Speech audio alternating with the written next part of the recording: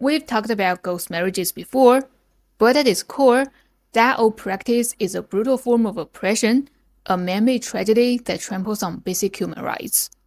Today's first story is a bit similar, but also very different. It's called 樱桃花. In other words, an entanglement between a human and a ghost. But it's nothing like the dreamy, romantic versions you see in movies. This one is a deadly lover. If that kind of story interests you, stick around. And just a heads up, if you see this little ghost pop up, it means a scary scene is about to hit in 5 seconds. So if you're easily spooked, make sure to cover your eyes. Alright, enough talking, let's dive in.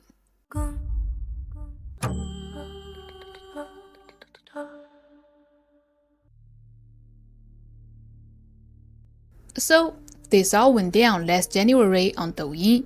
That's like the Chinese version of TikTok. And it got so creepy, it freaked out millions of people. The person at the center of it, her account was banned, wiped clean, and disappeared from the platform forever. Here's how it started. A girl named Yu posted a video saying she had this dream on January 9th. In the dream, she met a super handsome guy named Lin Han. He treated her like a princess, hanging out with her, buying her snacks, being the sweetest guy ever.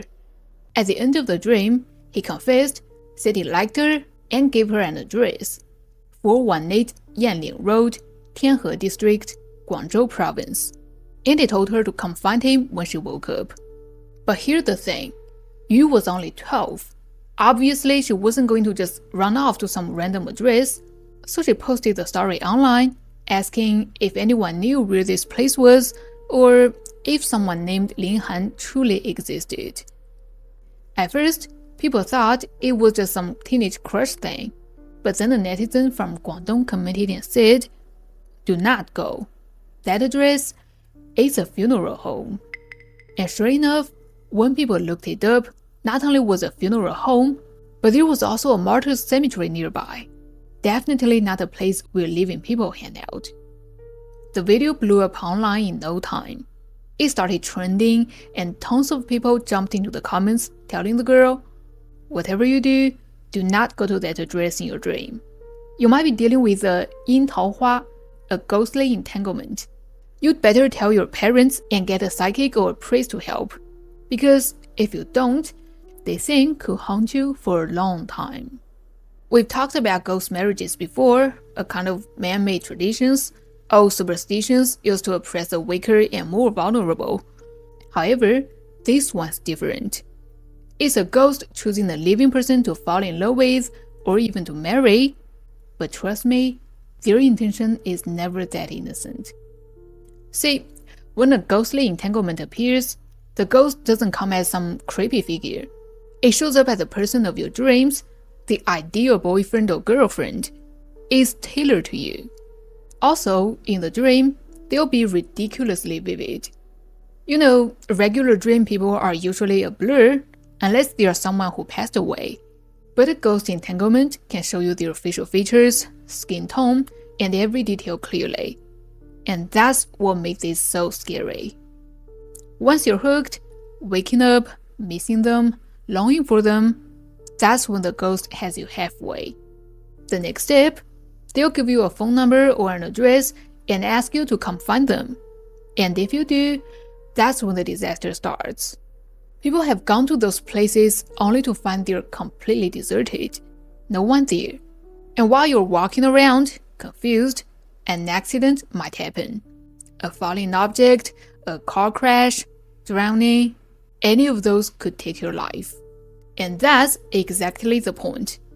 Their goal is to kill you so they can marry your soul, or even worse, make you their replacement so they can be free to reincarnate. Now let's look back to Yu. It was starting to look like she was being targeted. And that's why everyone was so desperate to warn her not to go. Not long after, Yu uploaded a second video. This time, she said, Lin Han came to visit her in the dream again, and it was different. He was sad. He held her hand, kissed it, and asked why she didn't come to find him. When she woke up, Her heart ached, like she lost someone. And every time she closed her eyes, she could see Lin Han's sad face, hear him whisper. What's more, when she opened her eyes, she noticed deep red marks on her wrist, like fingernail scratches, like someone had been holding on tight, begging her to stay. This made the comment section explode. Everyone was telling her she was in great danger and she needed to tell her parents right away. As things spiraled, Yu's mom finally stepped in. She posted a voice message to reassure everyone, saying she'd already hired a priest to do a ritual and would do whatever it takes to protect her daughter. She explained, 白了，这孩子就是他梦的这个人，就是给他托的梦。这个也是说白了，说找到续命，就是找替身的。 She also shared a screenshot of a chat, and from the thumbnail of the video, you can see clearly a Taoist priest performing a ritual. But before anyone could breathe a sigh of relief, Yu uploaded a third video. In the video, she was standing on a rooftop, said, Lin Han called out to me in my dream. I couldn't move. He said he loves me and wants me to come with him. Then I woke up. I'm sorry for making you all worried, but he came to find me. After that, Yu's private messaging was disabled, so she shared her WeChat ID, telling people to contact her there. At this point, some online started to get skeptical. It felt like one of those scams where people fake a story to draw attention just to sell stuff later. But a few days later, her entire Douyin account was banned and wiped clean, and those who added her WeChat never got a reply. And no one ever came up with any proof that she was trying to sell anything. The whole thing suddenly came to an end, and to this day, no one knows if Yu is dead or alive.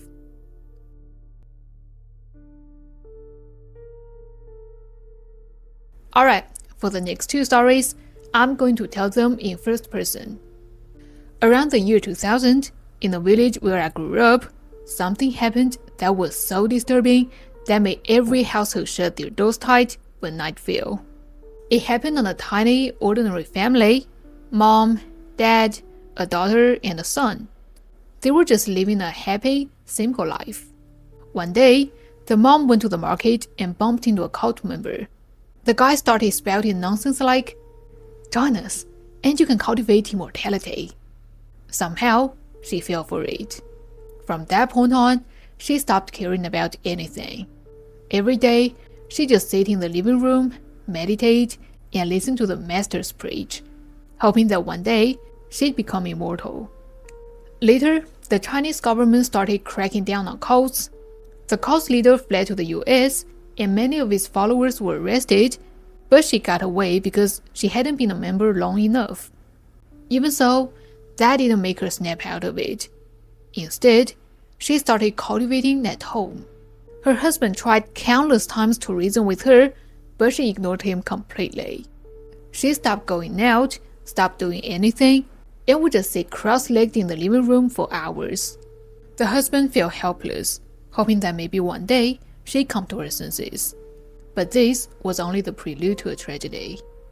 About a year later, one morning, the husband went out to the fields and the kids went to kindergarten. The wife, as always, was meditating in the living room. Suddenly, she stood up, walked out in the courtyard, and started pacing in circles. She kept her head down, repeating, "Perfect circle, perfect rise, through silence, I reach the skies." By chance, a passerby spotted her and froze. She hadn't stepped outside in nearly a year. The neighbor was so surprised, they called out, "Hey, you're finally out! Getting some sun?" But the woman snapped her head around and shrieked, "Shut up! Shut up! Through silence, I rise up!" The neighbor was terrified. It was clear she was still as far gone as ever and quickly walked away. Then she kept pacing in circles, chanting the same words. Meanwhile, the hens in the backyard started cackling as one laid an egg. The sound set the woman off. She charged toward the chicken coop, yelling, "Shut up! Shut up! Through silence, I rise up!" But how could a chicken understand human words? It just kept on clucking.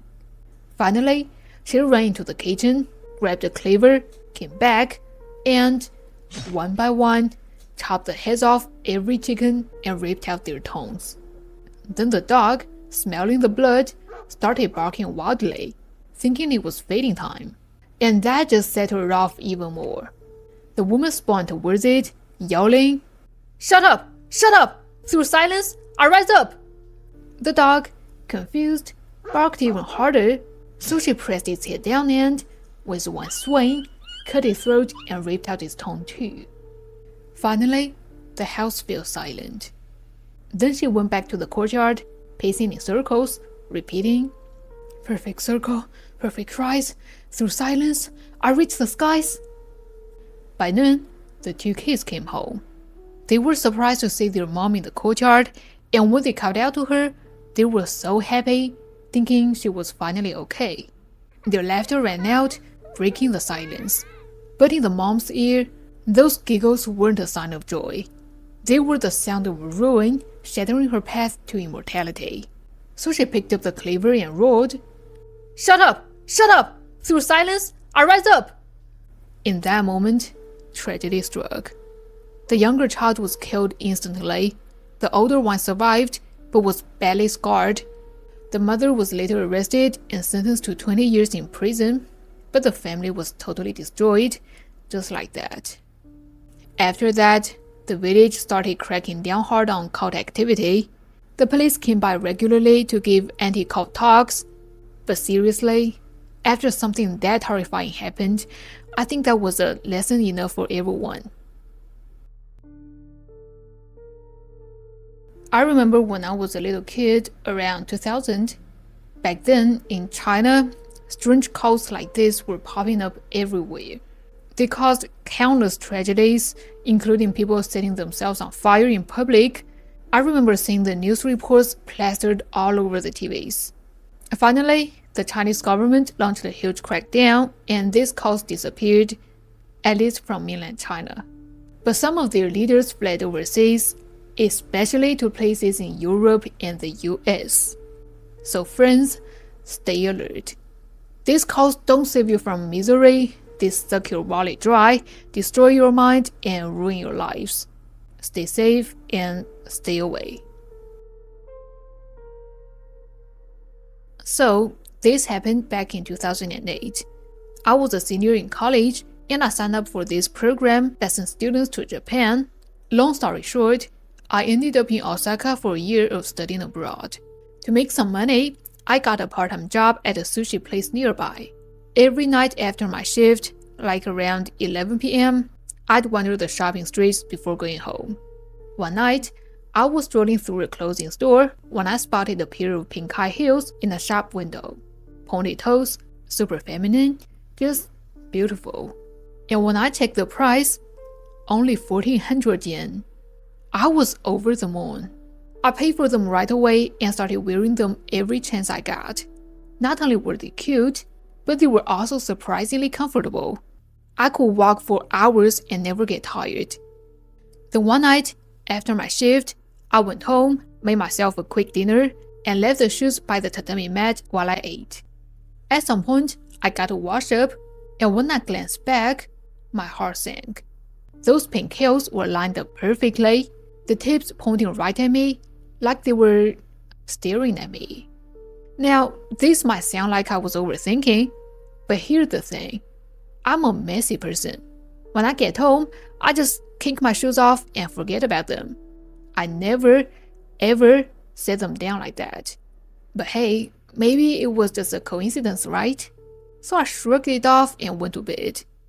Around 3 a.m., I suddenly woke up, wide awake. The room was dark and dead quiet, except for the soft glow of nightlight in the corner. Just as I was about to fall back asleep, I heard it. A faint dragging sound, right above my head. Instinctively, I tried to look up, but I couldn't move. I was paralyzed. The sound stopped for a moment, then started moving toward the bedroom door. It was like something was brushing across the tatami mats. And then, the sound changed. Suddenly, it was sharp and crisp. That's when I froze. I knew that sound. It was high heels. I held my breath. I had no idea what it was going to do. I just lay there, listening as hard as I could. Slowly, the sound moved toward the kitchen, lingered for a moment, and then started making its way back toward my bed. This made me tense up again. I tried every prayer, every mantra I knew, Chinese, Japanese, you name it, but nothing worked. The sound didn't stop, and I still couldn't move. I was lying there, struggling, terrified, and completely lost. Then, the plastic bag next to my bed rustled sharply. My mind went blank in an instant. Was it already right here? I tried to look to the left with the only thing I could move, my eyes, but the bag was blocking my view. All I could do was listen. Suddenly, the sound stopped. The room felt suffocatingly quiet. But just when I thought it was over, the corner of my blanket flipped up, exposing my right shoulder to the cold air. And then I heard it, right beside my ear. Whatever it was, it had somehow made its way to the side of the bed. Slowly, I turned my eyes to the right, and my heart nearly stopped. There, resting on my right shoulder, was one of those pink high heels, and inside it, a pale, bluish-white foot. Attached to it, a long, thin leg covered with a faint, mold green glow. My blood froze. All I could think was, if it's standing on my shoulder, then when I look up, it's looking down at me too, right? The thought was enough to make me feel like I was going to suffocate. So I tried to force myself to stare at the high heel and desperately trying to move and scream at the same time, but only a faint gasp came out. I don't know how long I was like that, but finally, I felt warmth return to my body. Gradually, I was able to move again. I bolted upright, breathing hard. The room was exactly as I left it, dimly lit, with a plastic bag by the bed. I glanced toward the curtains and noticed a faint glow of light. Morning was on its way. Shaking, I got up, flipped on the ceiling light, and nearly fell over as I walked to where the heels were. They were still lined up perfectly by the tatami mat, pointing right at my bed, the same way I had left them. I didn't hesitate. I picked them up and shoved them deep into the closet, never wore them again. Years later, I was watching this show called So Fairy. One thing really stuck with me. The character said, if the tips of your shoes point toward the bed, a ghost can walk right in. And that's when I wondered, could these shoes really be the reason for that night's sleep paralysis? Oh, I've seen people say this before. When you go to bed, you should never line up your shoes too neatly, especially if they are pointing toward the bed. Supposedly, spirits use the direction of the shoes to find the bed, and then they wear the shoes and stand over you while you sleep. There's an old ghost story about this. A wife heard the superstition, so she intentionally placed their shoes side by side but facing opposite directions, like this. So, later that night, when her husband got up to use the bathroom, he came back and started circling the bed, muttering, "Huh? Where's the bed? I can't find my bed." But when it comes to this story, I think the biggest issue might be the shoes themselves. Maybe these were second-hand or vintage shoes, and their previous owner had died unexpectedly, and their spirit had attached to the shoes. That's how it ended up following OP home. Of course, that's just my guess. I'd love to hear your thoughts too. And that's it for this episode. Next week, we're heading to Shanghai, a sleek, ultra-modern city, but hidden within it is an old house that has stood the test of time, a place shrouded in mystery and strange stories. So I'll see you next Saturday night. Don't miss it.